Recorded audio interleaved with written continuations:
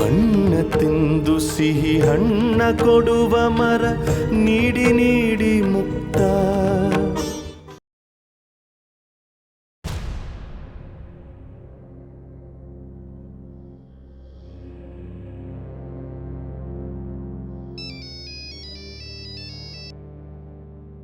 ಹೇಳೋ ದಿವ್ಯಾನಿ. ಏನು ಹೇಳಲಿ? ಅಲ್ಲ ಕೃಷ್ಣ, ನಾನು ಸಿದ್ಧಾಂತ್ ವಿರುದ್ಧವಾಗಿ ಮಾಡಬೇಕಾಗಿರೋ ಪ್ಯಾನಲ್ ಡಿಸ್ಕಷನ್ಗೆ ನೀವು ನಿವೇದಿತ ಹತ್ರ ಪರ್ಮಿಷನ್ ಕೊಡಿಸ್ತೀರಾ ಅಂದ್ಕೊಂಡಿದ್ದೆ. ಆದರೆ ನೀವು ಮಾಡಿರೋದೇನು? ಪ್ಯಾನಲ್ ಡಿಸ್ಕಷನ್ಗೆ ಪರ್ಮಿಷನ್ ಕೊಡಿಸೋದು ಬಿಟ್ಟು ಯಾವುದೋ ಜನಾಭಿಪ್ರಾಯದ ಬಗ್ಗೆ ಪ್ರೋಗ್ರಾಮ್ ಮಾಡೋದಕ್ಕೆ ಪರ್ಮಿಷನ್ ಕೊಡಿಸಿದ್ದೀರಲ್ಲ. What is this? ದಿವ್ಯಾನಿ, ಏನಕ್ಕೆ ಇಷ್ಟೊಂದು ಅಪ್ಸೆಟ್ ಆಗ್ತಿದೆಯಾ? ಮತ್ತಿನ್ನೇನು ಮಾಡಲಿ ಹೇಳು? ನಾನೀಗ ಈ ಚಾನೆಲ್ಗೆ ಬರೀ CEO ಮಾತ್ರ ಅಲ್ಲ ಕೃಷ್ಣ, ನಿನ್ನ ಹೆಂಡತಿ ಕೂಡ. ಅಂದರೆ ಈ ಚಾನೆಲ್ ಓನರ್ನ ಹೆಂಡತಿ. ಆದರೂ ಕೂಡ ನನ್ನ ಇಷ್ಟದ ಪ್ರಕಾರ ಒಂದು ಪ್ರೋಗ್ರಾಮ್ ಮಾಡೋ ಸ್ವಾತಂತ್ರ್ಯ ಇಲ್ಲ ಅಂದರೆ ಏನು ಹೇಳು? ನನಗೆ ಹರ್ಟ್ ಆಗಲ್ವಾ? ಈಗ ನೀನು ಹರ್ಟ್ ಮಾಡ್ಕೊಳ್ಳುವಂಥದ್ದು ಏನೂ ಆಗಿಲ್ಲ. ಏನು ಕೃಷ್ಣ ಹೀಗೆ ಹೇಳ್ತಿದ್ಯಾ ನೀನು? ಜನಾಭಿಪ್ರಾಯ ಅಂದರೆ ಶಿವಕೃಷ್ಣ ದೇಸಾಯಿ ಮತ್ತು ಅವ್ರ ಮಗನ ವಿರುದ್ಧವಾಗಿ ಮಾತಾಡೋಕೆ ಎಷ್ಟು ಜನ ಇರ್ತಾರೋ ಅವ್ರ ಪರ ಮಾತಾಡೋಕ್ಕೂ ಅಷ್ಟೇ ಜನ ಇರ್ತಾರೆ. ಆದರೆ ನನಗೆ ಬೇಕಾಗಿರೋದು ಶಿವಕೃಷ್ಣ ದೇಸಾಯಿ ಮತ್ತು ಅವ್ರ ಮಗನ ವಿರುದ್ಧ ಮಾತಾಡೋರು ಮಾತ್ರ. ಯಾಕಂದರೆ ನಾನು ಈ ಪ್ಯಾನಲ್ ಡಿಸ್ಕಷನ್ ಮಾಡಬೇಕಂತ ಇರೋದು ನಮ್ಮ ಚಾನೆಲ್ನ TRP ಮನಸ್ಸಲ್ಲಿ ಇಟ್ಕೊಂಡು ಮಾತ್ರ ಅಲ್ಲ. ನನ್ನ ನಿಜವಾದ ಉದ್ದೇಶನೇ ಬೇರೆದಿದೆ. ನಾನು ಶಿವಕೃಷ್ಣ ದೇಸಾಯಿ ಮತ್ತು ಅವ್ರ ಮಗನ ಇಮೇಜ್ ಬೀಳೋ ಹಾಗೆ ಮಾಡಿದರೆ ಬಿಂಗ ಅವ್ರು ಖುಷಿಯಾಗುತ್ತೆ, ಅವ್ರು ಇಂಪ್ರೆಸ್ ಆಗ್ತಾರೆ. ಆಗ ಮುಖ್ಯಮಂತ್ರಿ ಬಿಂಗ ಅವರಿಂದ ನಿನ್ನ ಪೊಲಿಟಿಕಲ್ ಕೆರಿಯರ್ಗೆ ಹೆಲ್ಪ್ ಆಗ್ಬೋದು. ನನಗೆ ಗೊತ್ತು ದೇವ್ಯಾನಿ ನಿನ್ನ ಉದ್ದೇಶ. ಒಂದು ಕೆಲಸ ಮಾಡು, ಸಿದ್ಧಾಂತ ಬಗ್ಗೆ ಜನರ ಅಭಿಪ್ರಾಯನ ಸಂಗ್ರಹಿಸು, ಪರ ಮತ್ತು ವಿರುದ್ಧ ಎರಡನ್ನೂ ಸಂಗ್ರಹ ಮಾಡು. ಆ ಪ್ರೋಗ್ರಾಮು ಟೆಲಿಕಾಸ್ಟ್ ಆಗುವವರೆಗೂ ಆ ಪ್ರೋಗ್ರಾಮ್ ಇನ್ಚಾರ್ಜ್ನ ನಾನು ನಿನ್ನ ಕೈಯಲ್ಲೇ ಕೊಡ್ತೀನಿ. ಎಡಿಟಿಂಗ್ ರೂಮಲ್ಲೂ ನೀನೇ ಕೂತ್ಕೋ. ಶಿವಕೃಷ್ಣ ದೇಸಾಯಿ ಮತ್ತು ಸಿದ್ಧಾಂತ ದೇಸಾಯಿ ಇವ್ರ ಪರವಾಗಿ ಜನರು ಏನೇನು ಮಾತಾಡಿರ್ತಾರೋ ಆ ಫುಟೇಜ್ನೆಲ್ಲ ಎಡಿಟ್ ಮಾಡು. ವಿರುದ್ಧವಾಗಿ ಏನೇನು ಮಾತಾಡಿರ್ತಾರೋ ಅದನ್ನು ಮಾತ್ರ ಟೆಲಿಕಾಸ್ಟ್ ಮಾಡಿಸು. ಬಟ್ ಒಂದೋ ಎರಡೋ ಅವ್ರ ಪರವಾಗಿ ಮಾತಾಡಿರೋದು ಕೂಡ ಇರಲಿ, ಇಲ್ಲಾಂದರೆ ಪ್ರೋಗ್ರಾಮು ಕನ್ವಿನ್ಸ್ ಆಗಿರಲ್ಲ. ಹಾಂ, ಇದು ಒಳ್ಳೆ ಐಡಿಯಾ. ಥ್ಯಾಂಕ್ಸ್ ಕೃಷ್ಣ, ಹಾಗೆ ಮಾಡ್ತೀನಿ. ಓಕೆ, ಬಾಯ್. ಬಾಯ್.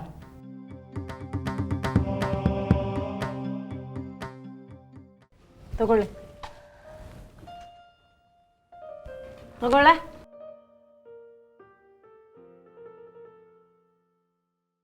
ಶಾರದತ್ತೆ, ನೀವು ಬೆಂಡೆಕಾಯಿ ಹುಳಿನ ತುಂಬ ಚೆನ್ನಾಗಿ ಮಾಡಿದ್ರಿ. ತುಂಬ ಥ್ಯಾಂಕ್ಸ್ ನಿರ್ಮಲ. ನೀನು ಒಬ್ಬಳೇ ನೋಡು ನಾ ಮಾಡಿದ ಬೆಂಡೆಕಾಯಿ ಹುಳಿ ಚೆನ್ನಾಗಿದೆ ಅಂತ ಹೊಗಳಿದ್ದು. ನಮ್ಮನೆಯವರು ಇದ್ದಾರೆ, ಬಾಯೊಳಗಡೆ ಕಡುಬು ತುರ್ಕೊಂಡಂಗೆ ಕೂತಿದ್ದಾರೆ. ಶಾರದಾ, ನಿರ್ಮಲಾ ನೀನು ಮಾಡಿದ ಬೆಂಡೆಕಾಯಿ ಹುಳಿನ ಅಪರೂಪಕ್ಕೊಂದ್ಸರಿ ತಿಂದಾಳೆ, ಅದಕ್ಕೆ ಚೆನ್ನಾಗಿದೆ ಅಂತ ಹೇಳ್ತಾ ಇದ್ದಾಳೆ. ಅದು ನಮ್ದು ಹಾಗಲ್ವಲ್ಲ. ಅಂದರೆ ನನಗೆ ಬೆಂಡೆಕಾಯಿ ಹುಳಿ ಮಾಡೋಕ್ಕೆ ಬರೋದಿಲ್ಲ ಅಂತಾನ ನಿಮ್ಮ ಮಾತನ್ನ ಅರ್ಥ? ಅಲ್ಲ, ನೀನು ಹುಳಿ ಚೆನ್ನಾಗೇ ಮಾಡ್ತೀಯ, ಆದರೆ ವಾರದಲ್ಲಿ 3 ದಿವಸ ಅದನ್ನೇ ಮಾಡ್ತಾ ಇದ್ರೆ ಹೇಗಿರುತ್ತೆ ಹೇಳು? ನಿರ್ಮಲಾ, ಏನು ಮಾವ? ಶಾರದಾ ನನ್ನನ್ನು ಮದುವೆ ಆಗಿ ಮನೆ ಬಂದಲ್ಲ, ಅವತ್ತು ಮೊದಲನೇ ಸರಿ ಮಾಡಿದ ಅಡುಗೆನೇ ಬೆಂಡೆಕಾಯಿ ಹುಳಿ. ತುಂಬ ಚೆನ್ನಾಗಿ ಮಾಡಿದ್ಲು. ನಮ್ಮ ಮನೇಲಿ ಎಲ್ಲರೂ ಹೊಗಳಿದ್ದು. ಇವಳಿಗೆ ಸಂತೋಷ ಆಗಲಿ ಅಂತ ನಿನ್ನಷ್ಟು ಚೆನ್ನಾಗಿ ಬೆಂಡೆಕಾಯಿ ಹುಳಿ ಯಾರೂ ಮಾಡಿಲ್ಲ, ಇಂಥ ಬೆಂಡೆಕಾಯಿ ಹುಳಿ ನಾನು ಯಾವತ್ತೂ ತಿಂದೇ ಇಲ್ಲ ಅಂತಲೂ ಅಂದೆ. ಅವತ್ತಿಂದ ನಮ್ಮ ಮನೇಲಿ ವಾರಕ್ಕೆ 3 ದಿವಸ ಬೆಂಡೆಕಾಯಿ ಹುಳಿ ಕಂಪಲ್ಸರಿ. ಹೌದೌದು, ಹೇಳ್ಬಿಟ್ರು. ವೆರೈಟಿಯಾಗಿ ಮಾಡಿ ಹಾಕ್ತೀನಲ್ಲ, ಅದಕ್ಕೆ ಈ ಮಾತು ಹೇಳ್ಬೇಕು ನೀವು.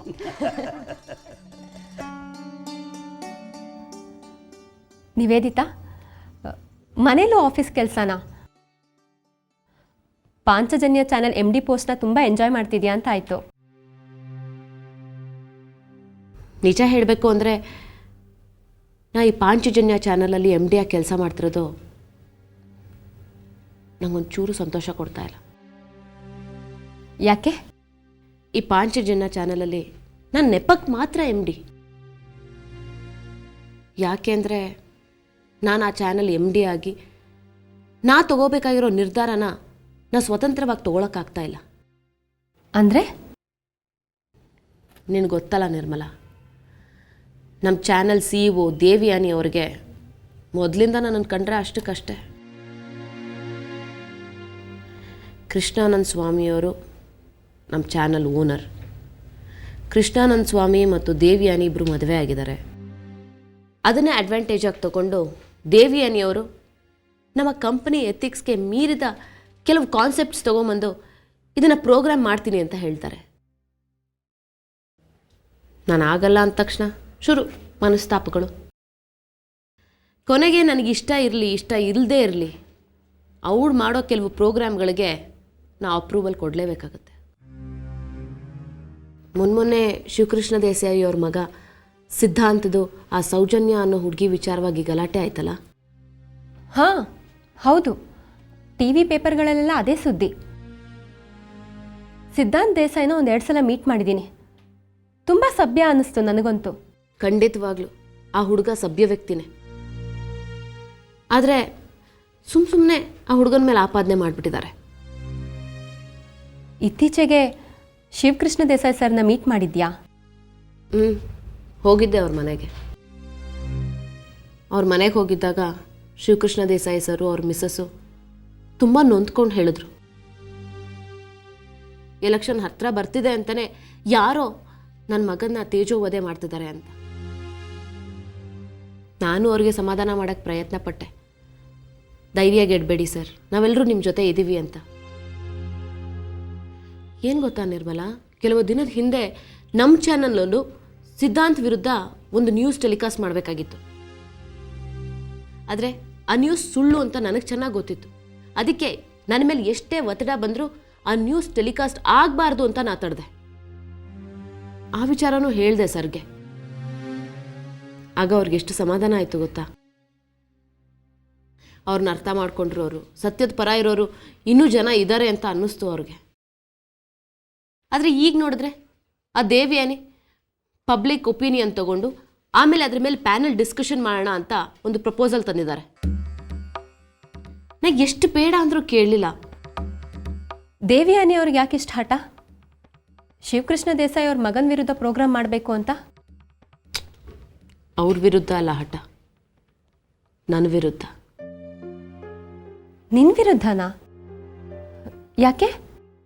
ಹಿಂದೆ ಒಂದ್ಸಲಿ ದೇವಿಯಾನಿಯವರು ಬಾರ್ ಓನರ್ಗಳ ಪರವಾಗಿ ಒಂದು ಪ್ರೋಗ್ರಾಮ್ ಮಾಡ್ತೀನಿ ಅಂತ ಪ್ರಪೋಸಲ್ ಇಟ್ಟಿದ್ರು.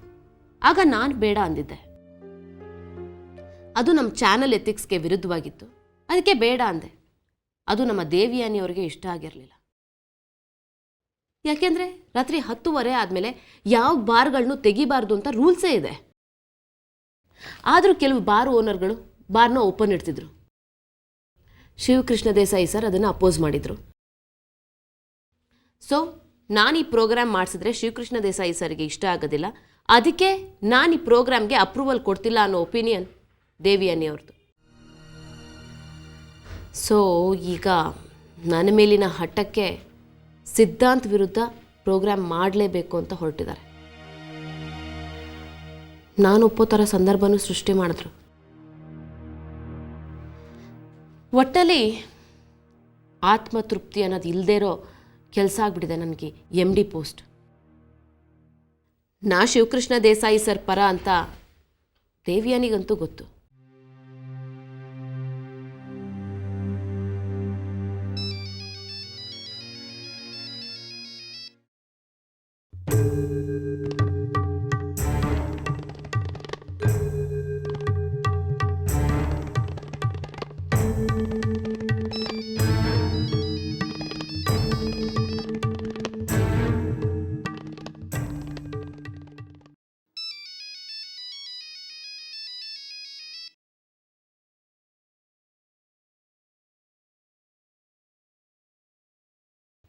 ನಿರ್ಮಲಾ, ಯಾರದ್ದು ಫೋನು? ಅದು ಯಾವುದೋ ರಾಂಗ್ ನಂಬರ್. ನಿವೇದಿತಾ, ನೀ ಚಿದಾನಂದಂಗೆ ಮಾತ್ರ ಕೊಟ್ಬಿಡು, ನಾ ಹಾಲು ಬಿಸಿ ಮಾಡ್ಕೊಂಡು ಬರ್ತೀನಿ. ಅಪ್ಪ, ನನಗಿನ್ನೂ ತುಂಬ ಕೆಲಸ ಇದೆ. ಇವತ್ತೊಂದಿನ ಅಣ್ಣನಿಗೆ ಮಾತ್ರೆ ಕೊಡ್ತೀರಾ ಪ್ಲೀಸ್? ಅಯ್ಯೋ ಅದಕ್ಕೇನಂತೆ ಕೊಡ್ತೀನಿ. ಕಂಟಿಮವ ಚಿದಾನಂದಂಗೆ ಮಾತ್ರೆ ನಾನು ಕೊಡ್ಲಾ? ಅಯ್ಯೋ ಅದಕ್ಕೇನಂತೆ ಕೊಡಮ್ಮ.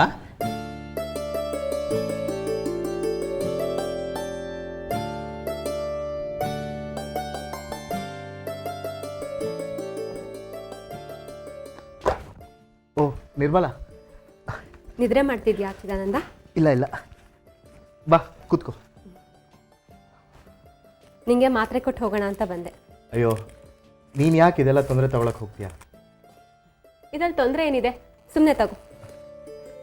ತಗೋ.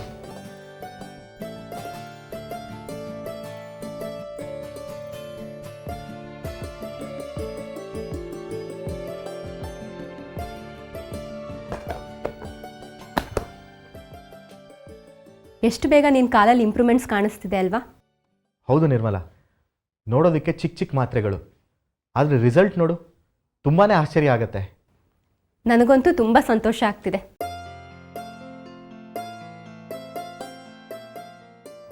ಚಿದಾನಂದ್, ಒಂದು ಮಾತು ಹೇಳಲಾ? ಏನು ವಿಷಯ ನಿರ್ಮಲಾ? ಸುಹಾಸಿನಿಗೆ ಒಂದು ಫೋನ್ ಮಾಡಲಾ? ಯಾಕೆ? ಫೋನ್ ಮಾಡಿ ನಿನ್ನ ಕಾಲು ಇಷ್ಟೊಂದು ಇಂಪ್ರೂವ್ ಆಗಿರೋ ವಿಷಯ ಹೇಳ್ತೀನಿ. ಅವ್ರಿಗೂ ಸಂತೋಷ ಆಗತ್ತೆ. ಬಂದು ಮೀಟ್ ಮಾಡಿ ಅಂತ ಹೇಳ್ತೀನಿ. ಅವ್ರು ಯಾಕೆ ಬಂದು ನನ್ನನ್ನು ಮೀಟ್ ಮಾಡಬೇಕು? ಯಾಕೆ ಅಂದರೆ, ಒಂದು ಕಾಲದಲ್ಲಿ ನಿನ್ನ ಮತ್ತು ಸುಹಾಸಿನಿ ಮದುವೆ ಫಿಕ್ಸ್ ಆಗಿತ್ತು, ಎಂಗೇಜ್ಮೆಂಟ್ ಕೂಡ ಆಗಿತ್ತಲ್ವಾ? ಅದು ಒಂದು ಕಾಲದಲ್ಲಿ ನಿರ್ಮಲಾ, ಈಗಲ್ಲ. ಅಮ್ಮ ನಾನು ಅವಳನ್ನು ಮದುವೆ ಆಗಬೇಕು ಅಂತ ಆಸೆ ಪಟ್ಟರು. ಅವ್ರ ಆಸೆಗೆ ಏನಕ್ಕೆ ನೋವು ಮಾಡಬೇಕು ಅಂತ ನಾನು ಒಪ್ಕೊಂಡೆ. ಆಮೇಲೆ ನಾನು ಸುಹಾಸಿನಿನ ತುಂಬ ಹಚ್ಕೊಂಡಿದ್ದೆ.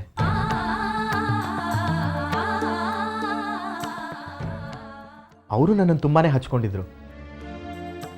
ಒಂದು ದಿನ ಫೋನ್ ಮಾಡಲಿಲ್ಲ ಅಂದ್ರೂ ತುಂಬ ಬೇಜಾರು ಮಾಡ್ಕೊಳ್ಳೋರು, ಅಷ್ಟೊಂದು ಹಚ್ಕೊಂಡಿದ್ರು.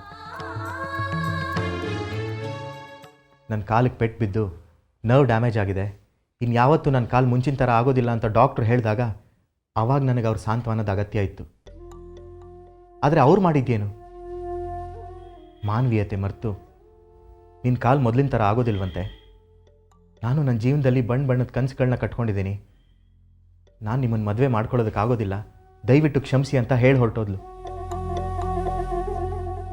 ಅಂಥವ್ರಿಗೆ ನನ್ನ ಕಾಲು ಸರಿ ಹೋಗ್ತಾ ಇದೆ, ಬಂದು ನೋಡ್ಕೊಂಡು ಹೋಗಿ ಅಂತ ಹೇಳಬೇಕಾ? ಬೇಡ ನಿರ್ಮಲಾ. ನೋಡು ಚಿದಾನಂದ, ನಿನ್ನ ಮನಸ್ಸಿಗಾಗಿರೋ ನೋವು ನನಗೆ ಅರ್ಥ ಆಗತ್ತೆ. ಆದರೆ ನಾನು ಹೇಳೋದು ಸ್ವಲ್ಪ ಕೇಳು.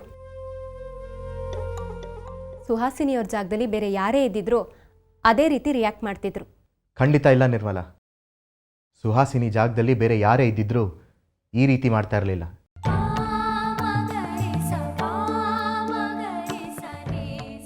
ನನಗೆ ಗೊತ್ತು.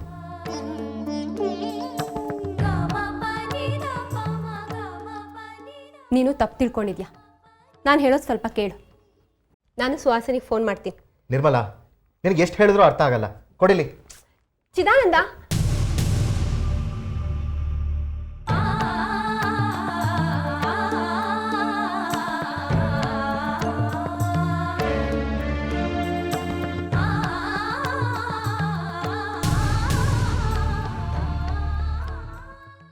ಚಿದಾನಂದ, ಹಾಲು ತಗೋ.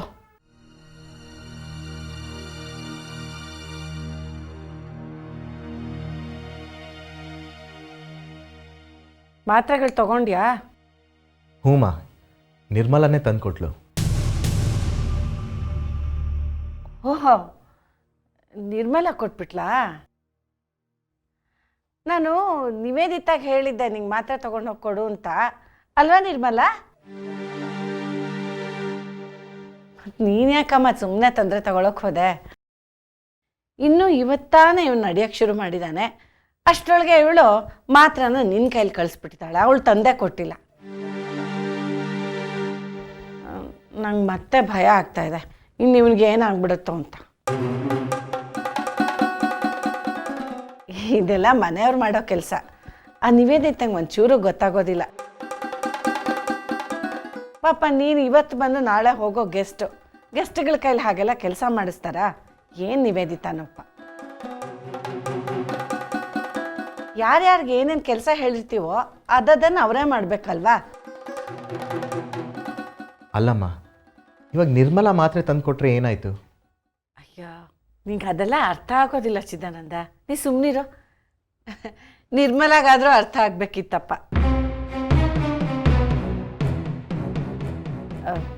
ತಪ್ಪು ತಿಳ್ಕೊಬೇಡ ನಿರ್ಮಲಾ. ಇಷ್ಟು ದಿನ ನಮ್ಮ ನಿವೇದಿತಾನೇ ಮಾತ್ರೆ ತಂದು ಕೊಡ್ತಾ ಇದ್ಲು ಅವನಿಗೆ. ಅವಳ ಕೈಗುಣನೋ ಏನೋ ನೋಡು, ಎಷ್ಟು ಬೇಗ ಅವನ ಕಾಲು ವಾಸಿ ಆಗಿ ಹೋಗಿದೆ.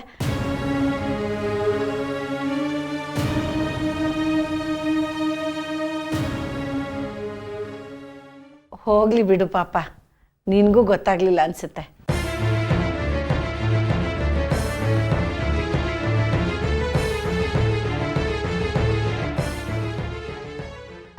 ನಿರ್ಮಲಾ, ಅವನ ಪಾಪ ಇನ್ನೂ ಈಗೀಗ ಒಂದು ಚೂರು ನಡೆಯೋಕ್ಕೆ ಶುರು ಮಾಡಿದ್ದಾನೆ.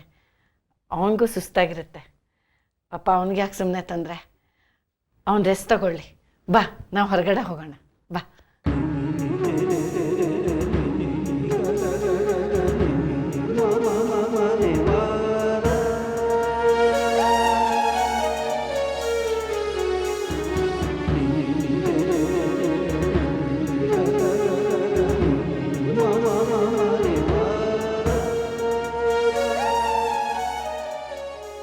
ನಿರ್ಮಲ ಯಾಕೋ ಅಳ್ತಾ ಹೋದಂಗಿತ್ತು?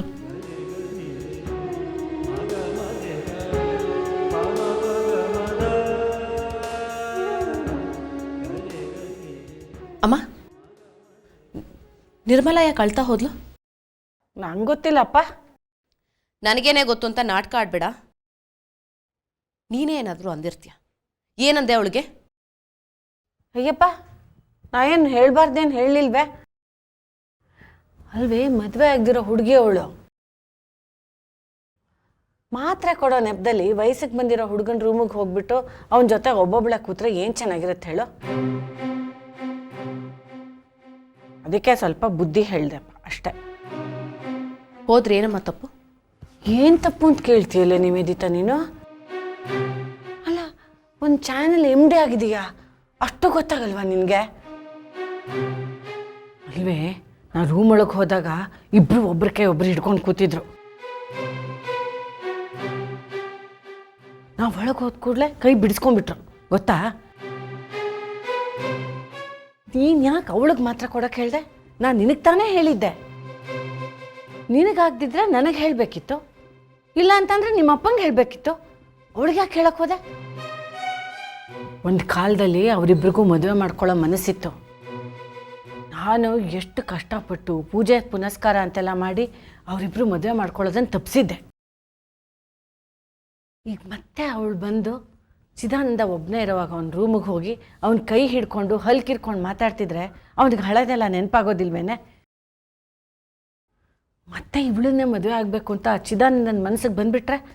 ಬರಲಿ ಬಿಡಮ್ಮ, ಅದಕ್ಕೆ ಯಾಕೆ ಹೀಗಾಡ್ತಿದ್ಯಾ?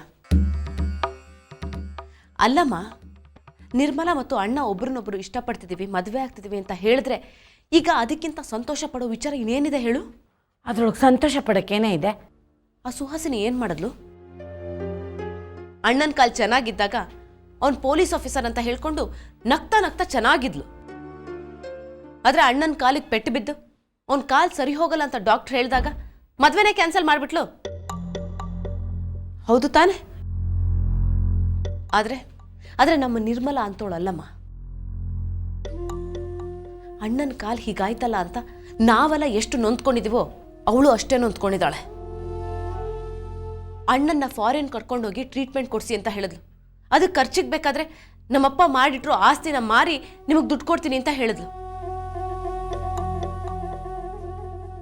1 ಲಕ್ಷ ರೂಪಾಯಿ 2 ಲಕ್ಷ ರೂಪಾಯಿ ಅಲ್ಲಮ್ಮ, 40 ಲಕ್ಷ ರೂಪಾಯಿ. ಅದು ಅವರಪ್ಪ ಅವಳಿಗೋಸ್ಕರ ಅಂತ ಪ್ರೀತಿಯಿಂದ ಮಾಡಿಟ್ಟಿದ್ದ ಆಸ್ತಿನ ಮಾರಿ ದುಡ್ಡು ಕೊಡ್ತೀನಿ ಅಂತ ಹೇಳಿದ್ದು. ಅಷ್ಟೇ ಅಲ್ಲ, ಇನ್ನು ಚಿದಾನಂದನ ಕಾಲು ಸರಿ ಹೋಗೋದೇ ಇಲ್ವೇನೋ ಅಂತ ಅಂದ್ಕೊಂಡ್ಬಿಟ್ಟಿದ್ವಿ. ಆಗ ನಿರ್ಮಲಾ ಡಾಕ್ಟರ್ ವಿಶ್ವನಾಥನ್ ಕರ್ಕೊಂಬಂದ್ಲು. ಅವರಿಂದಾನೆ ಇವತ್ತು ನಮ್ಮ ಚಿದಾನಂದನ ಕಾಲು ಸರಿ ಹೋಗಿರೋದು.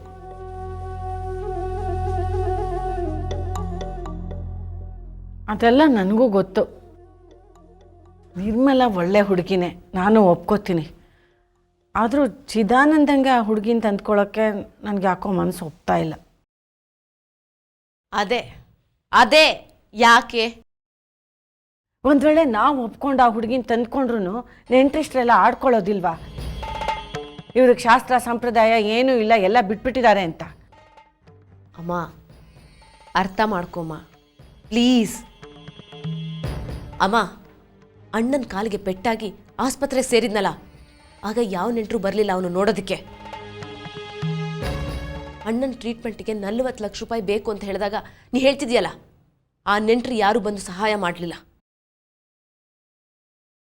ಅಣ್ಣನ ಕಾಲಿಗೆ ಪೆಟ್ಟಾದಾಗ್ಲಿಂದ ಇವತ್ತುವರೆಗೂ ನಮ್ಮೆಲ್ಲ ಕಷ್ಟ ಸುಖಗಳಿಗೆ ಆಗಿ ಬಂದಿರೋದು ಆ ನಿರ್ಮಲಾ ಒಬ್ಬಳೆ. ಹೋಗಿ ಹೋಗಿ ಆ ಹುಡುಗಿ ನೋಯಿಸ್ತಿಯಲ್ಲಮ್ಮ, ದಯವಿಟ್ಟು ಅರ್ಥ ಮಾಡ್ಕೊ.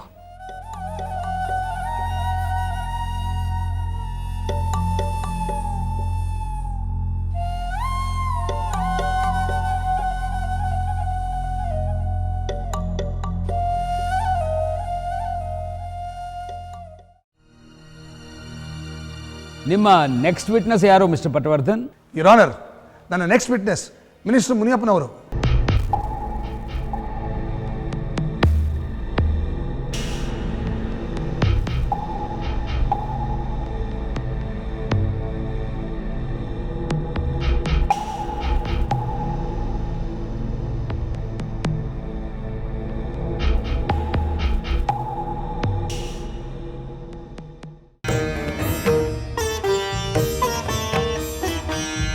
ഇരുള വിരുദ്ധ ಬೆಳಕಿನ ಯುದ್ಧ, ಕೊನೆಯಿಲ್ಲದ ಕಾದಾಟ, ತಡೆಯೇ ಇಲ್ಲದೆ ನಡೆಯಲೇಬೇಕು, ಸೋಲಿಲ್ಲದ ಹೋರಾಟ.